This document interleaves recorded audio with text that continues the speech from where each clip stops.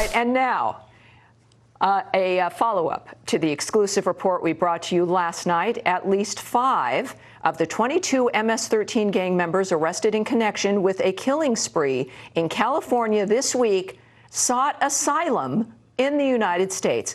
But the Trump administration rolled out a new asylum rule on Tuesday. You may not have seen that. That change impacts Central American migrants crossing the southern border. They are now ineligible for asylum in the U.S. if they passed through another country along the way.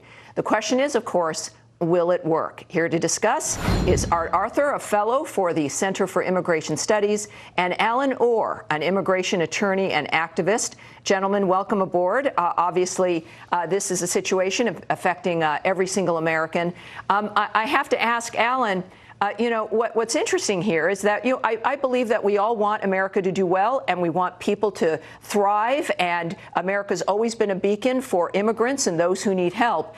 But even the European Union has a rule about stopping in the nearest country, the first country you come to, when you are seeking asylum. And wouldn't that make sense if you're fleeing a horrible situation to want to find asylum and safety as soon as possible?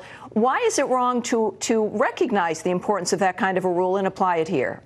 I don't think it's wrong to recognize that type of the rule. I just think it can't be done from the president's office. It needs to come from Congress, because that's the way that our asylum laws sort of work. So he's doing exactly what he claimed the Obama administration did wrong, which is a lot of executive orders and executive rewriting of rules that should be administered by Congress. But you're correct. But in Europe, there are a lot of countries that are friendly countries, safe countries.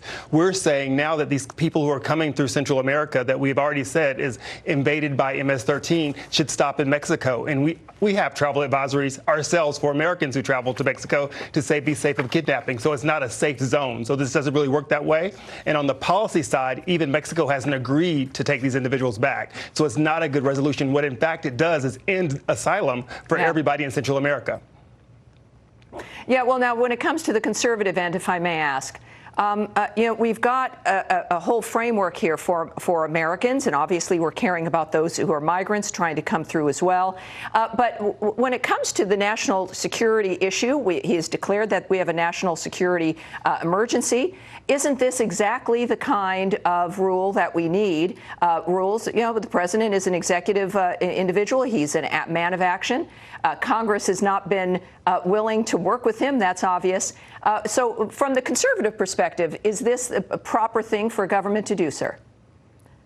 Tammy, if you take a look at the Immigration and Nationality Act, the Attorney General is actually given the authority to set conditions on eligibility. Congress has given the Attorney General almost a blank check as it relates to that. So I disagree with the fact that the president doesn't have this authority. And again, this is logical to do. The Dublin III regulation in Europe does exactly what you say it does.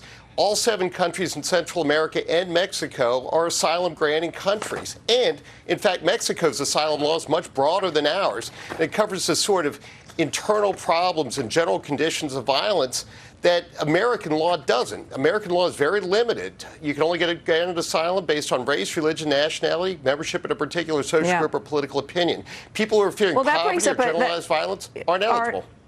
Yeah, that brings up an important point for Alan.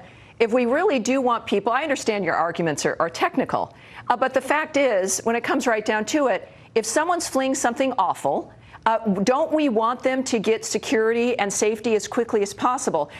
Just principally, would you not agree that that is a good goal to have? Yeah, but Mexico and the countries in between does not reach that goal. And since we were supposed to be talking about national security, the people that we've seen in cages at our border should not be a threat to the largest and most powerful nation in the world. Our security. I would just love an answer. This is it. And I'm a Democrat. Sure. Right? I'm a Democrat from California. We all just want answers, and I have to tell you, this is what's frustrating to the American people. But, gentlemen, thank you for joining me. Obviously, there's a threat of a lawsuit already planned to stop this. But if you really care about migrants and asylum seekers, you want them to get the help they need, and that's to push them through another 1,000-mile trek makes no sense unless it's political.